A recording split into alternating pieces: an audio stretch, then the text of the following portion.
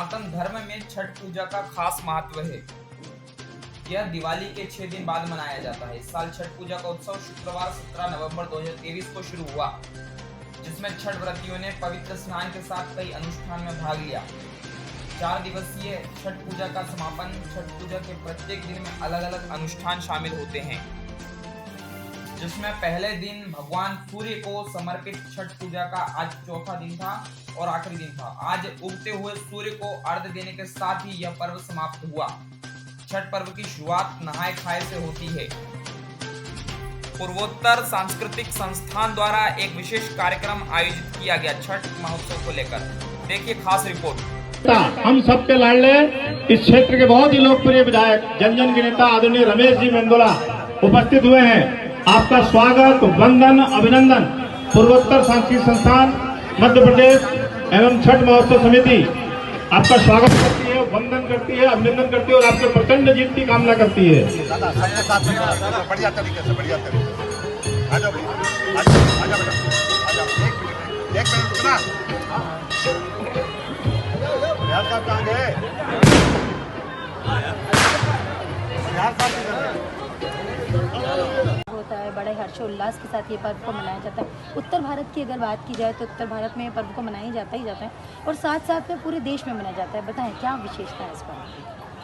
सर्वप्रथम तो आपके माध्यम से सभी देशवासियों को, इंदौर वासियों को मैं ढेर सारी शुभकामनाएं छठ पर्व की देना चाहता हूं। जहां तक आपका प्रश्न का सवाल है कि इसकी क्या विशेषता है, ये पर्व मनाने में जो लोग सम्मिलित होते हैं वो करीब करीब 1 महीना पहले कार्तिक मास में अपने आप को ब्रह्मचर्य जीवन के रूप में स्थापित करते हैं और इसके बाद में जब ये पर्व की शुरुआत होती है तो 4 दिन से पर्व की शुरुआत होती है। पहले दिन को खाए और नहाए बोलते हैं ताकि अपनी अंतिम व्यवस्था को वो रूप दे सके।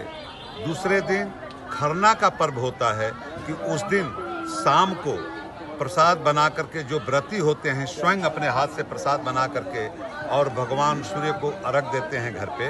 और इसके बाद में तब से और जब ये पर्व दूसरे दिन शाम को अर्घ देने से लेके चौथे दिन समापन का अर्घ देने के बाद समाप्त करता है। इस बीच की अवधि जो है 36 घंटे की होती है और ये सूर्य व्रती जो होते हैं, छठी व्रती जो होते हैं, 36 घंटे तक निर्जला बिना कुछ खाए पिए पर्व को मनाते हैं, स्वयं मनाते हैं, स्वयं सब तैयारियां करते हैं। और इस पर्व की सबसे बड़ी विशेषता ये है कि जिस प्रकार से इस पर्व के विषय में आपको बताया जा रहा है वो इस मामले में भी सार्थक है कि उनका ये व्रत और व्रतों से अपने आप को इन क्रियाकलापों से अलग करता है।